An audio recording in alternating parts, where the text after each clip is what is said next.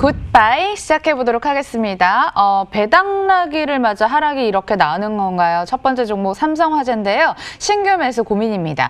기사 내용에 실적 기대치에 또 코스피 상승도 못 미쳤다고 하는데 매수해도 괜찮을까요? 네. 오늘 특히나 금융주를 갖고 계신 분들은 금융주가 왜 이렇게 많이 빠지나? 이렇게 걱정을 좀 하실 수 있어요. 그런데 오늘은 배당락일이죠. 금융주 같은 경우에는 대부분 실적이 굉장히 좋아요. 그렇기 때문에 그만큼 배당을 많이 하고 배당을 많이 하기 때문에 그 배당만큼 주가가 빠진 거예요. 그렇기 때문에 금융주를 갖고 계신 분들은 걱정하실 필요는 없고요. 삼성화재 같은 경우에도 마찬가지입니다. 그전에도 역시 이 기업 이제는 보험주 쪽으로 볼 때가 왔어요. 실적적인 부분도 분명히 우려감들은 거의 다 해소가 되고 있는 시기이기 때문에 빠져있을 때 사는 건 나쁘지 않습니다. 그래서 이 기업은 장중에 사지 마시고 차라리 종가에 사시는 게 좋을 것 같아요. 삼성화재 종가에 매수하도록 하겠습니다. 보유자분들 너무 걱정하시지 마시고요. 신규 매수 접근이라면 종가에 한번 노려보세요. 다음은 같은 맥락에서 봐야 될 것 같아요. 메리츠 증권이 들어왔거든요. 어제 52주 신고가를 기록하다가 퉁 마이너스 7% 하락 중입니다. 매수해도 괜찮을까요? 네, 메리츠 증권이 지금 주가가 올라가다 지금 떨어졌는데 사실상 이 기업이 보통 현금 배당 한 200원 정도의 배당을 했던 기업이거든요. 근데 그거 대비했을 때 좀 많이 떨어지긴 한 것 같아요. 근데 지금 생각을 해보면 지수에 대한 부담은 너무 가질 필요는 없는 그런 시기예요. 메리츠 증권 역시도 이 증권사들이 올해 실적이 좋을 거라는 전망들은 굉장히 많이 나오잖아요. 근데 그럼에도 주가가 올라가지 못하고 있습니다. 주가의 흐름을 보면 주가는 이미 더 많이 올라갔어야 되는데 못 올라가고 있죠. 결국은 다시 이건 잡아줄 거예요, 시장에서. 조금은 더디긴 하지만 그래도 메리츠 증권 지금 떨어졌을 때는 이런 시기에 흔들렸을 때 매수하는 건 나쁘지 않아 보입니다. 그래서 이 기업 역시 종가에 사시는 게 좋아요. 종가에 매수하도록 하겠습니다. 네, 메리츠 증권도 종가 매수 가능 사인 나오네요. 두 종목 연속적으로 한번 보세요. 다음은 녹십자셀입니다. 12월에 시동을 걸었던 종목이죠. 4만 원에서 6만 원 사이를 종횡무진했는데 우리 시청자님 매수가가 65,600원의 비중 48%거든요. 어떤 의견 주실까요? 정말 왜 그러셨어요? 네, 이런 말씀을 드리고 싶네요. 이런 자리에서 매수하신 분들 정말 많아요. 그만큼 거래가 있다는 건 이런 자리에서 매수 많이 한다는 거거든요. 이미 많이 올랐을 때 내가 사고 나서 하루 한 5%? 그 정도 3%? 이 정도가 올라오면 팔아야지 생각을 하지만 결국 사고 나서 떨어지게 되어 있어요. 그래서 이게 사실 매수하실 때, 매매하실 때 정말 실력이 정말 본인 실력을 잘 알고 매수를 하셔야 됩니다. 내가 그 정도의 능력이 된다면 해도 상관은 없어요. 손절가 딱 잡고 하시면 되니까. 근데 그게 아니라면 또 끌려다니거든요. 녹십자셀은 지금 이 가격에서는 팔 수는 없어요.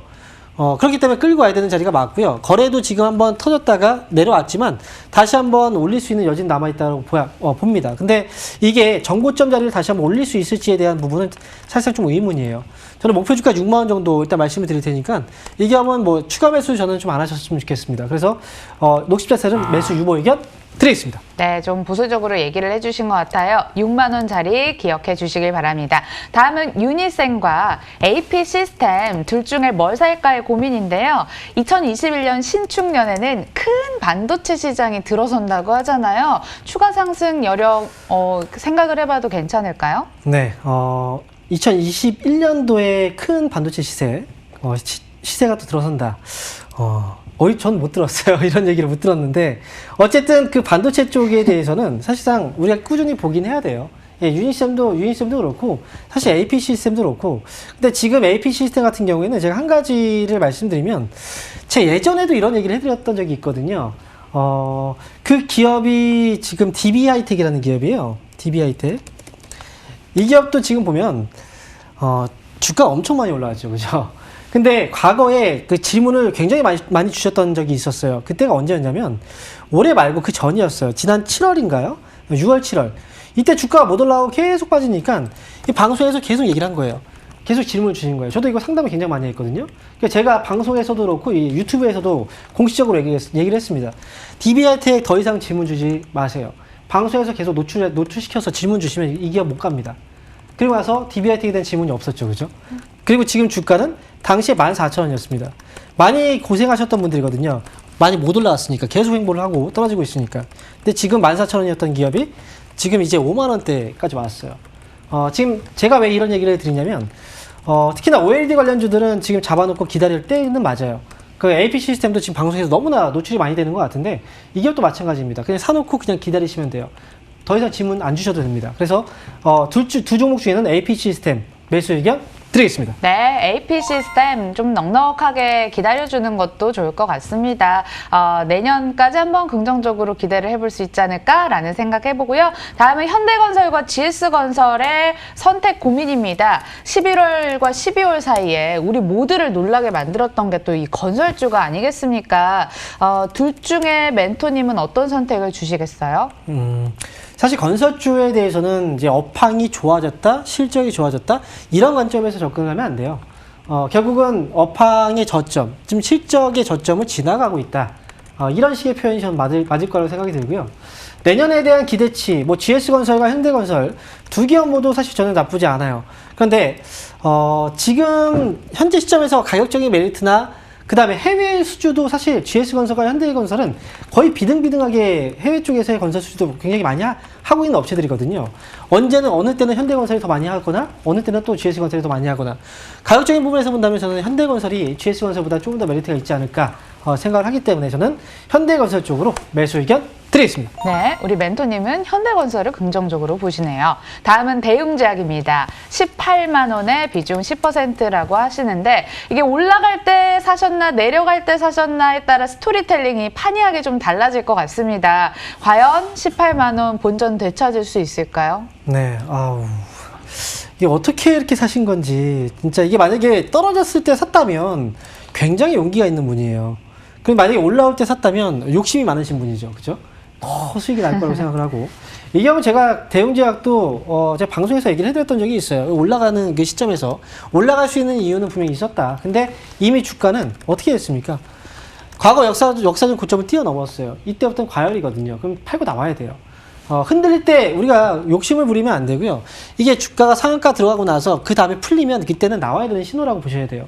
그래서 지금 대웅제약은 다시 한번 올라갈 수 있을까? 뭐 가격대는 18만 원 정도 가격이라면 가능성이 있습니다. 그래서 제가 굳이 매수 의견은 드리지 않되 이 기업은 목표 주가는 20만 원 정도 보시고요. 그래서 매수는 유보 의견 드리겠습니다. 네, 20만 원짜리 제발 봐서 본전 탈출 이상으로 조금 더 수익을 줬으면 좋겠습니다. 다음은 하이비전 시스템입니다. 12,600원에 비중 10%라고 하시네요. 이 빽빽한 자리에 상당히 좀 막혀있는 답답한 느낌이 드는데 우리 시청자님 오죽하시겠어요?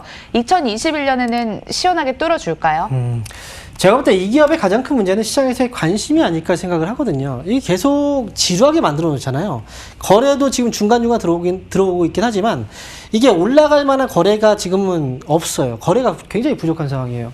지금 하이비전 시스템 같은 경우에는 제가 볼 때 지금 답답하시면 차라리 그냥 나오시는 게 맞지 않을까 생각을 하고요. 왜냐하면 더 지루하게 내년 상반기 안에서도 좀 지루하게 계속 움직이다가 올라갈 수도 있어요. 그래서 하이비전 시스템은 제가 볼 때는 지금은 매수의 관점에서 보시는 건 좀 안 좋을 것 같고요.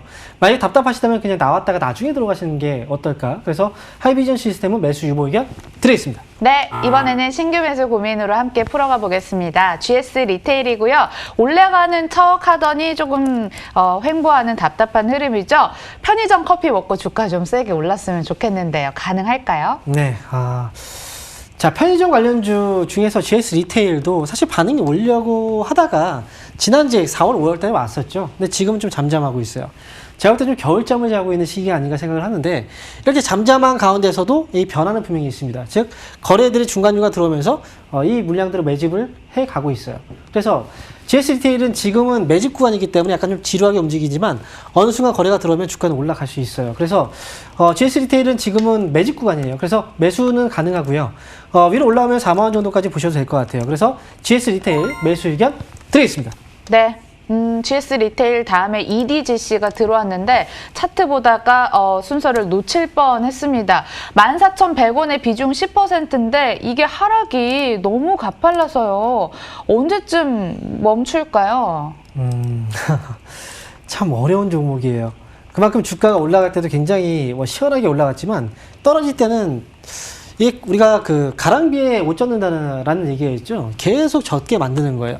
지금 현재 10,000원 아래까지 내려와 있는데 사실상 우리가 비교할 때 많이 떨어졌다는 생각을 하는 건 기존 고점이 2만 원 정도로 생각하고서 지금이 10,000원 아래니까 많이 떨어졌다라고 생각하거든요. 근데 이 기업은 왜 올라왔습니까? 코로나 치료제 관련주로 올라온 거거든요. 그러면 지금 이 기업이 과연 실적이 뭔가 변화가 있었을까요? 실적 변화가 없어요. 그러면 지금 이 기업은 비교를 할 때 고점과 비교할 게 아니라 아래에서부터 비교해야 돼요. 5,000원부터 시작을 해본다면 이미 이 기업은 아직도 비싼 거예요, 사실. 그래서 EDGC는 사실 어디에 저점이 잡힐까라기보다는 반등이 나왔을 때 잘 빠져나오는 전략이 맞지 않을까 생각을 합니다. 반등 시 매도 의견, 그리고 이 기업은 11,000원이에요. 목표 주가 11,000원 대응하시면 되겠고요. 매수는 유보 의견 드리겠습니다. 네, 잘 대응하셔서 수익 좀 보전하시길 바라겠습니다. 이번에는요, 반대 흐름인 것 같아요. 휴캠스의 신규 매수 고민인데요. 차트를 보시면 끊임없이 올라요. 8월 25일부터 뭔가 발동이 걸리기 시작했거든요. 지금 사면 어느 정도 수익을 줄까요? 왜 이런 기업을 좀 따라가려고 하시는지, 이건 어찌 보면은 좀 빠른 시간 안에 좀 뭔가 결정을 볼 수 있는 종목이다라고 생각을 하시는 것 같은데요. 이 결정이 빠른 시간 안에 수익이 날지 손실이 날지, 제가 볼 때는 손실이 날 가능성이 더 높아 보이거든요. 그러니까 지금 휴캠스는 지금 매수할 시기는 아니에요. 보유하고 계신 분들도 지금 거래들이 말라가고 있어요. 그러면 지금은 정리를 한번 해야 되는 시기라는 거예요.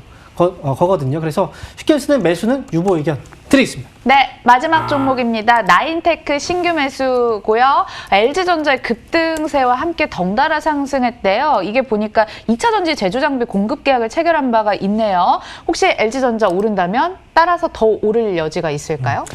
지금 시장에서 많은 분들이 이제 LG전자에 좀 환호를 많이 하거든요.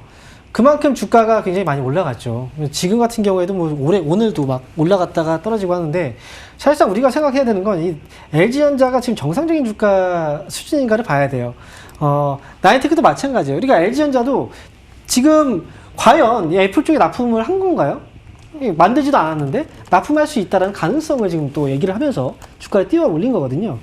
나인테크 이 기업도 결국은 단순 테마예요. LG전자도 분명히 한번 떨어지는 시기가 오게 될 겁니다. 그래서 LG전자도 그렇고 나인테크도 단기적으로 LG에 대한 이슈라면 이 기업도 단기에 올라왔을 때 빨리 빠져나오는 게 좋겠다.